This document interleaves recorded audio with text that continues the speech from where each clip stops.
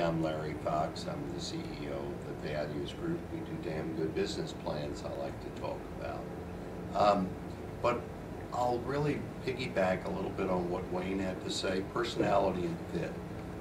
That's a requirement in hiring anyone who develops, creates, or implements a business plan. If, for example, and we meet them all the time, someone who's been told they ought to have a business plan and they're persuaded, but they're not convinced, they're not for us. The difference is, for example, I can persuade a smoker that smoking isn't good for you, but they continue to smoke. Convinced is they quit. So if you're not sold on the idea that there's value in a business plan, you're never going to find the right consultant. You can talk to people about data till hell freezes over. 85% of all the businesses that are created in America this year will be out of business in 10 years. The Harvard Business School says the #1 reason is not lack of capital, but a lack of managing the capital that they had. No matter what research data you look at in terms of what are the top 10 reasons for businesses failing, it'll either be 4 or 5 on everybody's list. They did not have a good business plan. So first, you have to believe that you need a business plan, that there's some relevancy. Then you can talk to people who should be the craftsmen that I use. And that's an extremely personal contact. It's interactive where it isn't going to be of any value.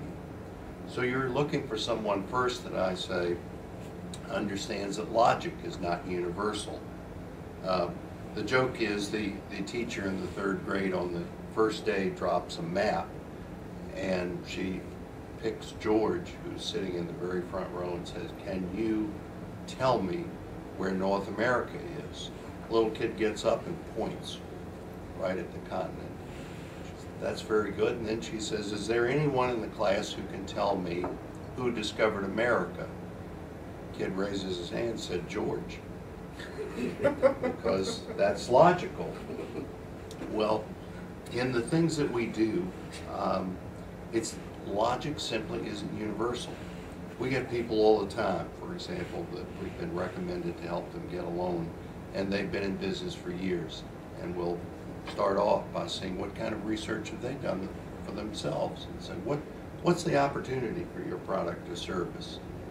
If they say, which I'm always prepared for, that's a dumb question, because we've been in business, I know they need my help, but do they? Because we point out, well, that's great that you have been in business, and that certainly gives you somewhat of a platform. But the reality is that if you're seeking capital from an investor or a lending institution, they need to know you're going to be in business 20 years from today, 25 years from today. How long is the length of the loan? So that saying you've been there doesn't necessarily cover it. The next thing we need to do is see that someone understands they're going to work with us in determining what that market opportunity is. We also point out, if you don't know what the marketing opportunity is for your business, how do you know whether you're really doing a bang-up job? What % of the market are you capturing? You also clearly cannot understand how to beat your competition. You're just living in the pool without thinking about where you're going to swim to next. So you have to come to that craftsman with some certain feeling before you can determine whether or not they're the right person to work with you. We frequently tell people a good business plan is somewhat like a sidewalk. You see it, you know what it's for. People say, well, I understand my business, that's great, but how many steps have you missed because you're talking to yourself and thinking about the management of your company? How much have you put yourself into the planning of that business? Keep coming back and thinking about the 4th or 5th reason for failures is the lack of a business plan. If we were doing, for example, a PowerPoint about now I drop a picture of my dog, and say to people, what's the connection between successful business leaders with their business plans and pet owners? Obviously, people don't raise their hand or scream or shout, and I'll say, well, anybody in the audience ever had a dog or a cat? Believe me, there will be people who qualify. You say, what do you got, dog or cat? And they'll say, dog. Say, ever take the dog to the veterinarian? Oh, sure. What a smart dog. Came right up to you and said, Daddy, I'm sick today. Well, of course the dog didn't do that. Right. You put yourself into that pet to such an extent that you understood its health, its mood, and that's what a good business plan does for you with your business. So that first you deal with what is nigh opportunity, then you see, can that craftsperson show you that your team can take advantage of the opportunity you've developed? Are they understanding? Are they smart? Will they help you analyze the competition? Can they think out of the box in terms of marketing? Because in today's world, a business plan that got an A 2 years ago would get an F, because now, with the economy having turned in a bad direction, lending institutions and investors now no longer let you deal with marketing with a lick and a promise by saying such things as, we'll go to networking events. They'll say, wait a minute, with whom are you going to network?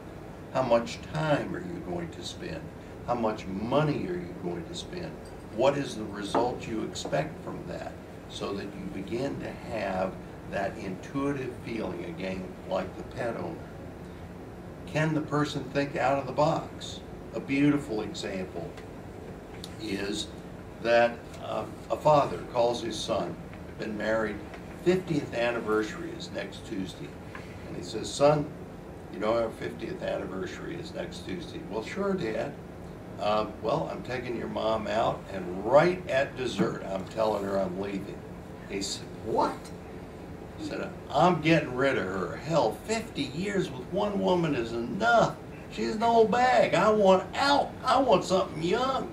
I said, Dad, have you gone crazy? Mom loves you.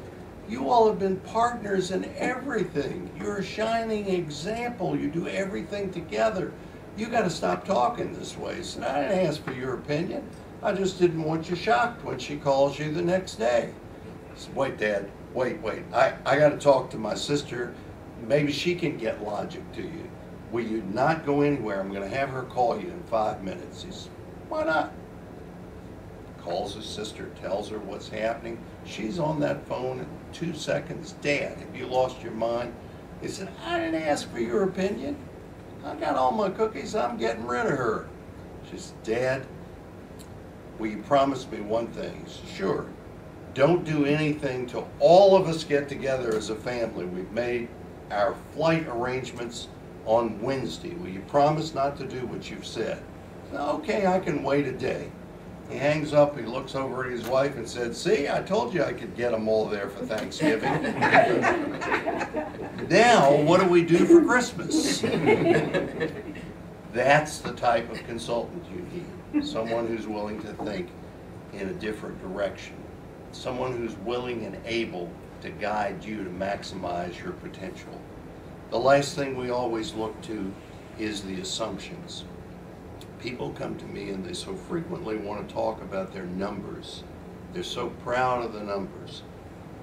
The numbers they pulled out of the air because they feel good about it. What we try to tell them is, no, that won't work.